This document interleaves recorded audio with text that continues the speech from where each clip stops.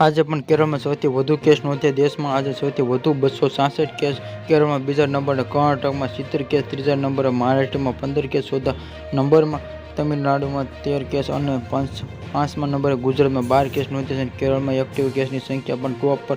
કેરળમાં કોરોના સંક્રમણ વધી રહ્યું છે અને હાલ એક્ટિવ કેસ સંખ્યા 2872 પર પહોંચી છે. જ્યારે કર્ણાટકમાં કુલ કેસ 175, તમિલનાડુમાં 117 અને ગુજરાતમાં 144 પર પહોંચી.